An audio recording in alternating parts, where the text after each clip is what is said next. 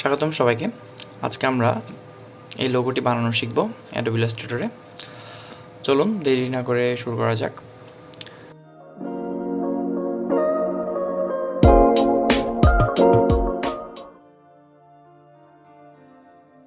প্রথমে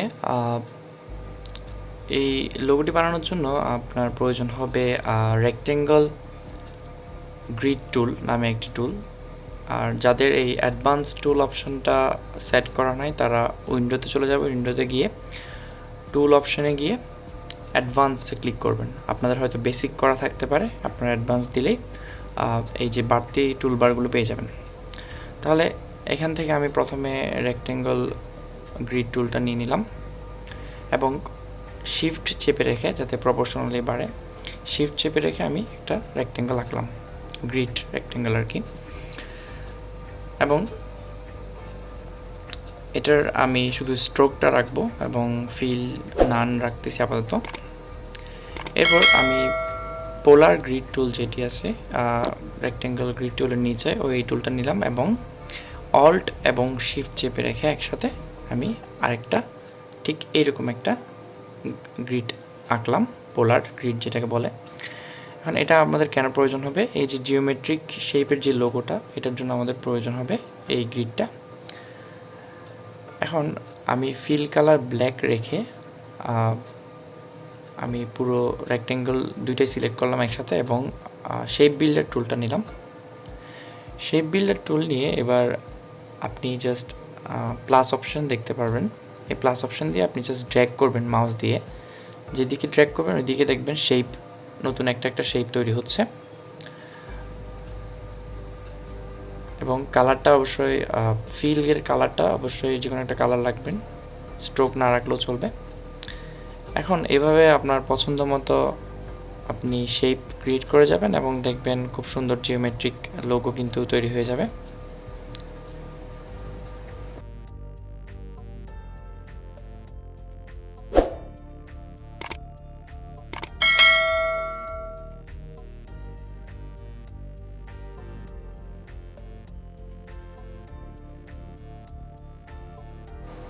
এখন shape build করা কিন্তু শেষ।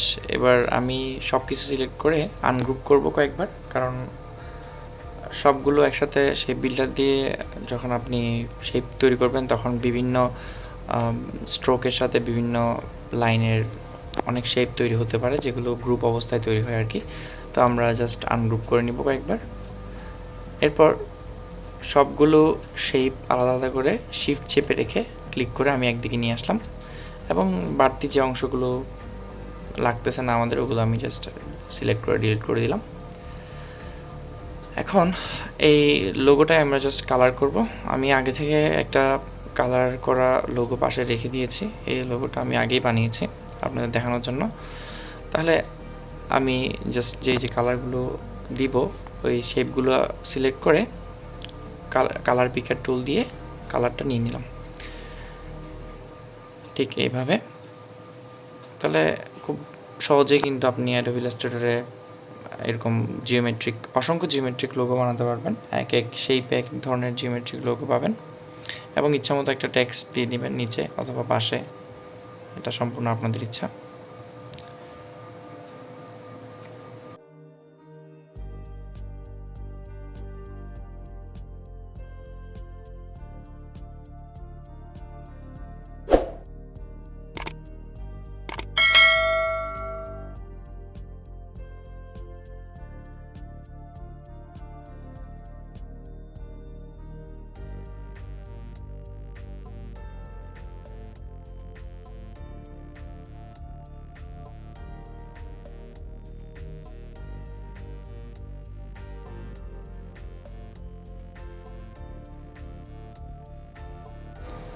এখন এই লোগোটা আমি একটু ফটোশপে একটা মকআপে প্লেস করে আপনাদের দেখাই, আশা করি খুব সুন্দর লাগবে। আমি ওখান থেকে অ্যাডোবি ইলাস্ট্রেটর থেকে জাস্ট কপি করে Ctrl+C করে Ctrl+V দিলাম এখানে এসে স্মার্ট অবজেক্টে গিয়ে। যারা ফটোশপ সম্পর্কে জানেন এটা খুব বেসিক একটা কাজ, এবং ক্রস করে দিয়ে এরপর ইয়েস দিলে কিন্তু আপনার লোগোটা এখানে রিপ্লেস হয়ে যাবে। দেখতে পাচ্ছেন খুব সুন্দর একটা লোগো তৈরি হয়ে গেছে। এখন ধন্যবাদ সবাইকে, আসলে অনেকদিন পর একটা ভিডিও দিলাম, আশা করি আপনাদের ভালো লাগছে। ভালো লাগলে একটি লাইক দিবেন। ধন্যবাদ সবাইকে।